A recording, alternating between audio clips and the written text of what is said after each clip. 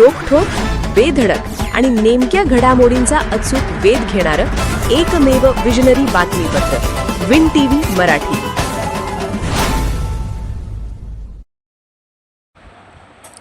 कोडोली हायस्कूलच्या माजी विद्यार्थी मेळाव्यात 3 पिढ्यांचा जिव्हाळा, जुन्या आठवणींना मिळाला उजाळा. कोडोली हायस्कूल व भाई शंतू पाटील आप्पा ज्युनियर कॉलेजच्या माजी विद्यार्थ्यांचा भव्य मेळावा उत्साहात पार पडला. 1946 साली अवघ्या 147 विद्यार्थ्यांपासून सुरू झालेल्या या शाळेने 80 वर्षाच्या कालखंडात हजारो गुणवंत विद्यार्थी घडवले आहेत.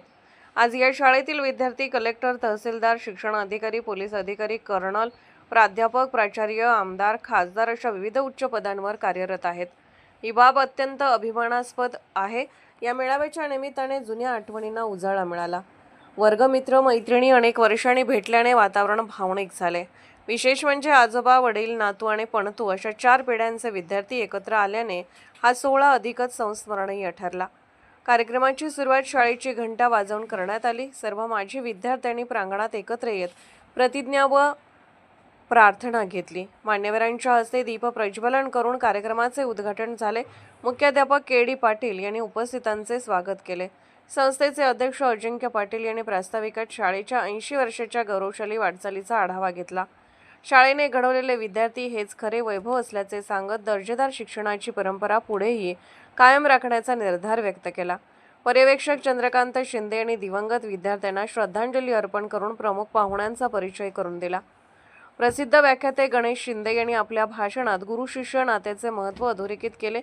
गुरूंच्या अनुभवातून शिकणे आणि मित्रत्व जपणे हेच खरे आयुष्याचे धन आहे असे सांगत त्यांनी जीवनात आनंदी राहण्यासाठी गुरु आणि मित्र जपण्याचा संदेश दिला. तसेच जिवंतपणेच कौतुक करा, नंतर त्याचा काही उपयोग नसतो असेही त्यांनी स्पष्ट केले. या कार्यक्रमास माजी प्राचार्य शामराव वासकर, अप्पासाहेब खोत, नलिनी देसाई, शिक्षण अधिकारी सुवर्णा सावंत, उपशिक्षण अधिकारी जयश्री जाधव, गटशिक्षण अधिकारी शिवाजी मानकर तसेच संस्थेचे विश्वस्त सिलेमान मुल्ला, प्रमोद कोरे, नागनाथ डोईजड, विठ्ठल पाटील, सूर्यकांत पाटील, अमर पाटील यांच्यासह अनेक मान्यवर उपस्थित होते. मोठ्या संख्येने माजी विद्यार्थी, विद्यार्थिनी आणि शिक्षक सहभागी झाले. कार्यक्रमाचे सूत्रसंचालन कृष्णात जमदाडे यांनी केले तर आभार उपमुख्याध्यापक बी जाधव यांनी मानले. दिवसभर आठवणींनी रंगलेली शाळा शेवटी पुन्हा एकदा घंटा वाजवून सोडण्यात आली.